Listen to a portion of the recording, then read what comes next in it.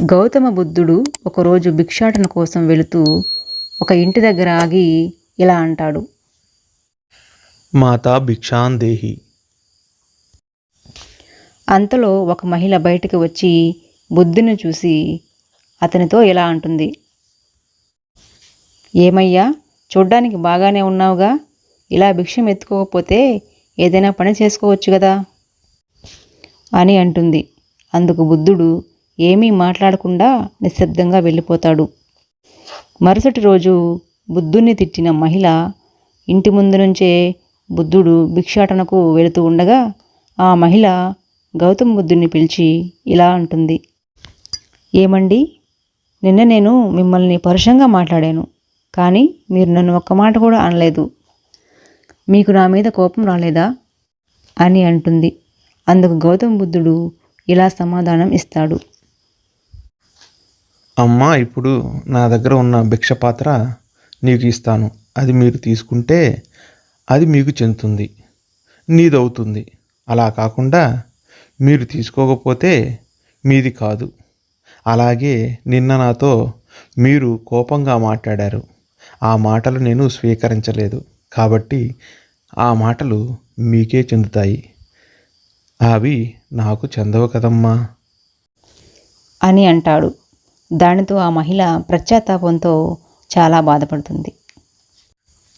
క్షమించండి స్వామి, మీరు ఇంత జ్ఞానవంతులని తెలియక నోరు జారాను.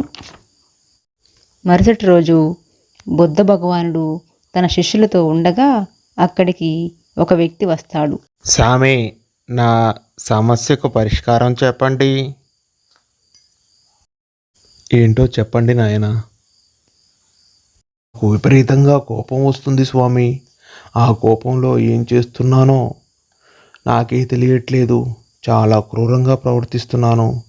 కోపం తగ్గాక ఆ ప్రవర్తన చూసి నాకే బాధేస్తుంది స్వామి. దీనికి మీరే పరిష్కారం చెప్పండి స్వామి.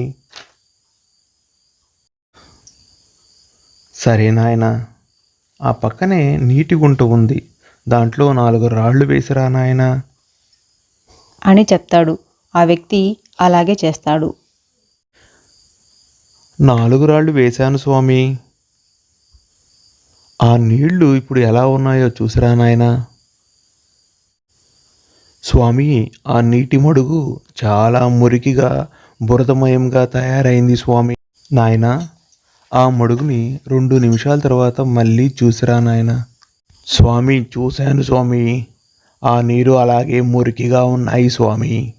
5 నిమిషాల తర్వాత ఆ మడుగుని మళ్ళీ చూసిరా నాయనా.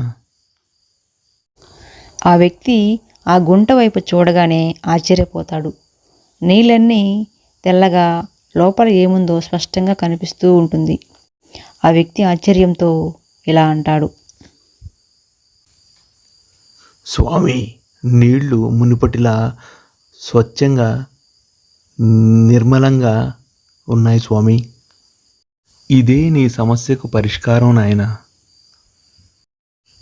ఇది నా సమస్యకు పరిష్కారం ఎలా అవుతుంది స్వామి?